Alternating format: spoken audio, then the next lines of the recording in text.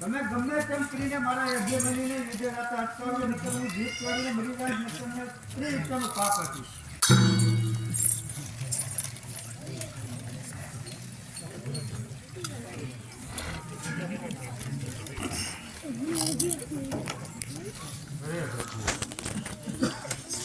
આ તો ધર્મ સંકટ આવ્યું.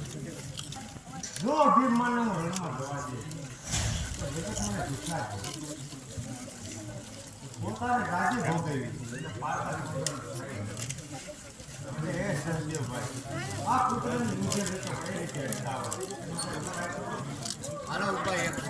વૈરાટ નગરથી વંત્રા કુમારીને અહીં તેડી લાવવામાં આવે. તેના પ્રેમના પડવાથી અભિમન્યુના જીવનમાં મોહ વહી નાખવાથી રણમાં કદાચ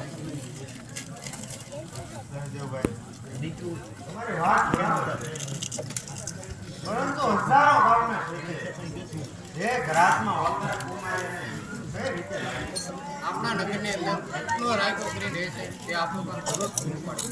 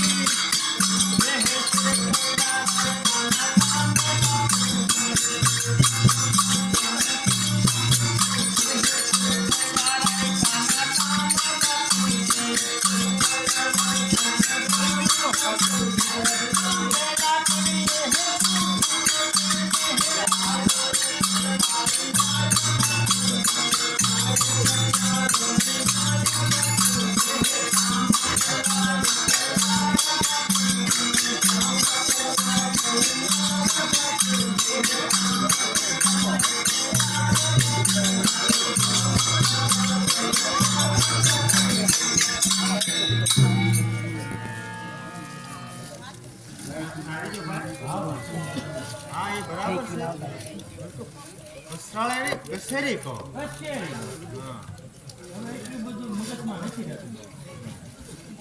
બરાબર છે, પરંતુ તારું એક તમારે ખાસ કામ છે. મારું કામ મારું તે વળે એવું કામ વૈરાટનગર જવાનું. વૈરાટનગર વૈરાટનગર ને આ વળે શું જવાનું ઓતરા કુમારીને તેડવા માટે જવાનું છે. વસ્ત્રા કુમારીને તેડવા એક રાત ને દિવસ ન ઉગે તો તારે પહોંચી જવાનું. બાપુ એક રાતમાં તો મારે કેમ પાછું આવું થોડુંક આઘા પાછું એક બે દી કયો તો કાંઈ પહોંચીએ ચાલે એમ? એમ કે તારી પાસે આંધો છે ને? આંધ્રું તો બાપુ છે હા 32 ખાંડ્યું છે પણ હા એમાંથી હારી તો હશે ને એક એવી.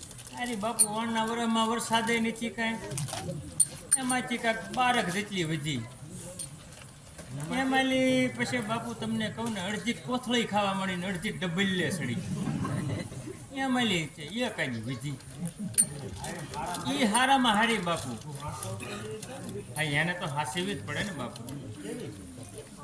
મન વેગી ને પવન વેગી બાપુ એ હાંડ પણ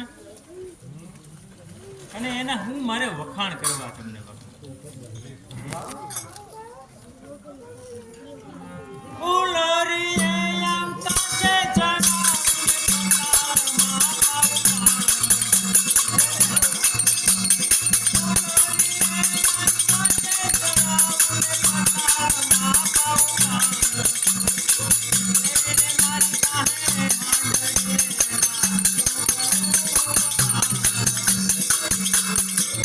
મન વેગી ને પવન વેગી બાપુ આવી સાંજ આવી. આપણે એની જરૂર છે ને તો જલ્દી જા.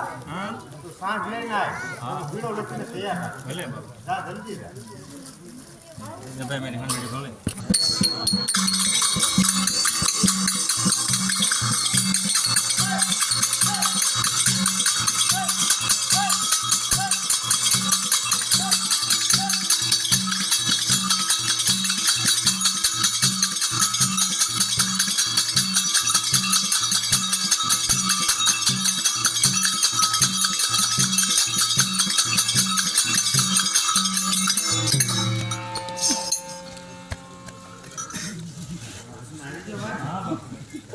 જા બીડો અને હવે તું જલ્દી રવાના થઈ જા. ઓરલ